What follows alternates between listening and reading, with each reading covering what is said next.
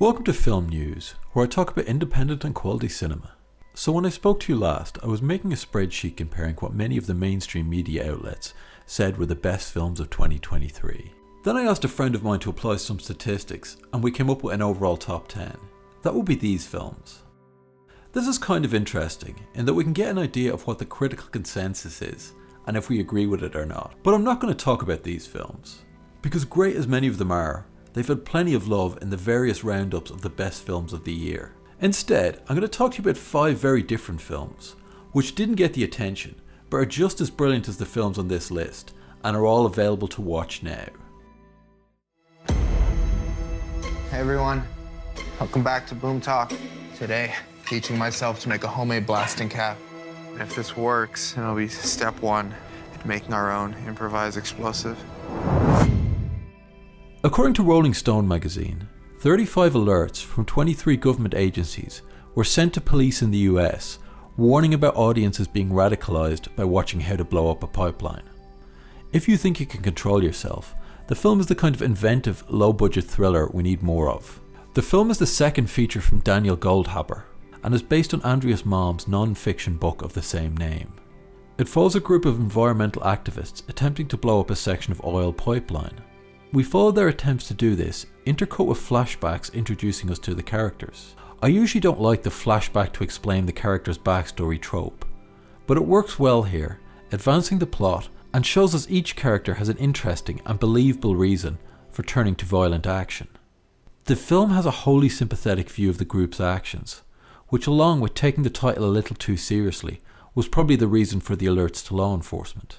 A film that promotes violent action, even for ostensibly noble aims, has moral questions to answer, but I think it's possible to appreciate a good story, even if you don't totally subscribe to its worldview. Either way, this is a tight, gripping little thriller, which didn't get the attention it deserved.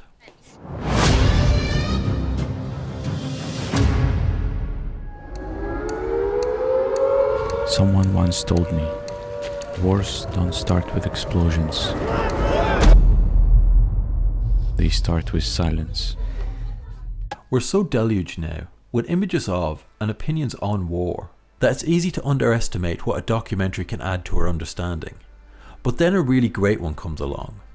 20 Days of Mariupol is about the experience of Ukrainian journalist Mstislav Chernov as he tries to cover the Russian invasion of the city. There's no way around it, this film is brutal. The city quickly becomes blockaded and nowhere is safe from the bombing, not even the maternity unit of the local hospital. As people wander about in fear, unable to leave, Chernov alternates between filming the horror and trying to find a way to send the footage out to the world. Things get even more twisted as Chernov hears the reactions his footage is causing in the world, and as Russian tanks roll into the city, he realises he must find a way to escape. A lot of the footage here is genuinely unpleasant to watch, but I really recommend this documentary to see a first-hand account of something we're all hearing endless opinions on.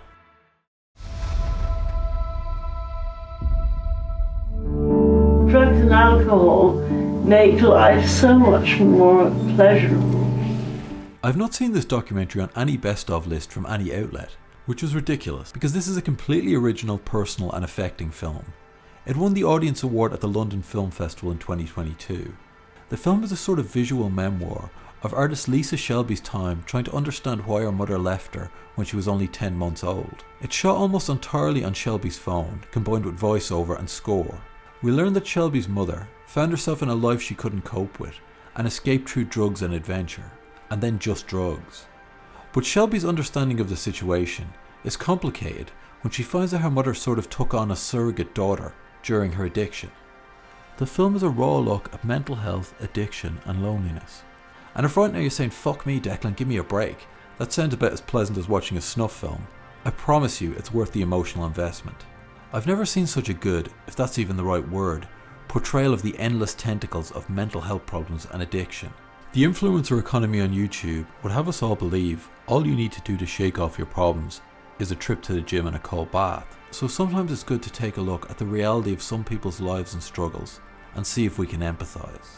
Blue Bag Life is streaming on BBC iPlayer, so if you're in the UK or know how a VPN works, you can watch it now for free.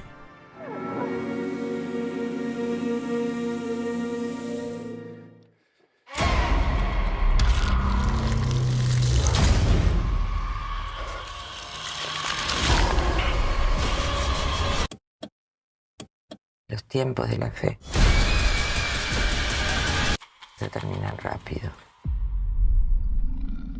There's no other way to put it. When Evil Lurks is an absolute horror banger, and it should be getting a lot more love.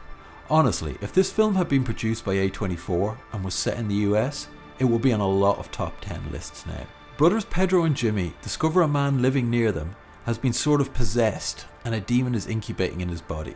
The brothers make a decision to deal with the situation, and the rest of the film is them fighting the consequences of their actions. When Evil Lurks is elevated from being just another horror film by the mythology it builds and the believable relationships between the characters in Pedro and Jimmy's lives.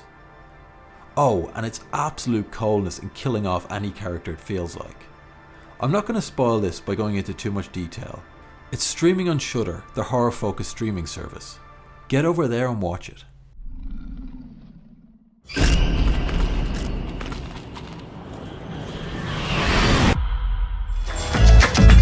It's Tom, right? I'm Yaz. That's me. I feel like every positive review of a rom-com I read tells me it's a fresh, modern take that moves beyond the cliches. Then inevitably I watch it. For example, Smothered, a TV rom-com, which reviews told me was a fresh take on the genre, but had more cliches packed into the first episode than a Hallmark Christmas movie. So thank God Rye Lane actually does bring a fresh take to the genre. From the characters to the cinematography to the production design. Don't get me wrong, the usual tropes are there, the meet cute, the complications, the eventual hookup. But it's all run through with such energy in the visuals and charismatic banter from the characters that it's really fun to watch. The plot, or what there is of it, has Dom and Yaz meet in a public toilet just after they've both had a breakup. From there, a bunch of contrivances have them wander around South London talking to one another. Through the eye-popping production design and the extensive use of wide lenses, the world the film creates has an eye-grabbing, dynamic, almost musical feel to it. Someone I watched this with said it screams, "Look at me, I'm doing filmmaking," which is true, but it worked for me, and why the hell not lean into your style? Rye Lane is a really enjoyable, easy viewing in a good way, watch it in the evening after work to relax type film, and I recommend you do.